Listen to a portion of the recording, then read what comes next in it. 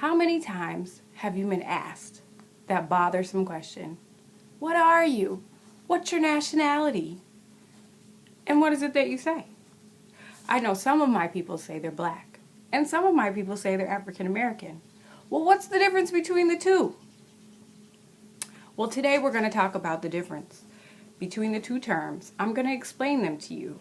I want you to understand why some people prefer to be called Black Americans and some people prefer to be called that politically correct term, African American.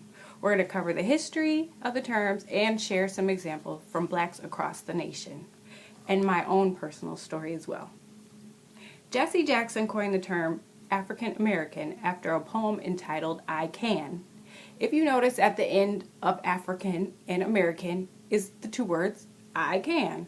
So he decided as to put our whole race together in the 80s, we're going to be called African Americans. That was nice, Jesse, but you forgot. The first man ever discovered was from Africa.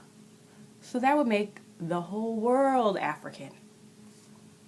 There are 1.4 million African immigrants living in the United States today, according to the 2009 Migration Information Source.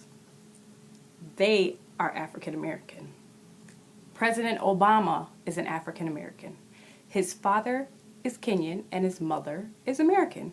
That makes him an African American. I've never been to Africa, and most of my black counterparts have not either. We are considered black.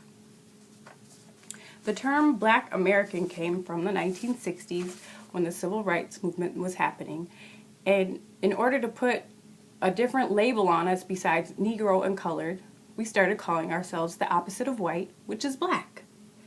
James Brown had a very famous song called I'm Black and I'm Proud. That brought us black pride. Apple's dictionary defines black as the very darkest of color and also any human group having dark colored skin. There are 40 million black Americans in the United States of America, according to the 2010 U.S. Census. 40 million people are black. 40 million people supposedly descended from slaves of Africa, but also we descended from our white European slave masters. That's where you get all the different variations of skin color, like myself. Sean Smith, a native of Houston, says that she doesn't feel like African American is a term that describes her. Because as growing up in Mississippi, she said her family never discussed going to Africa or any African culture or anything like that. All they talked about is what they knew, which is not Africa.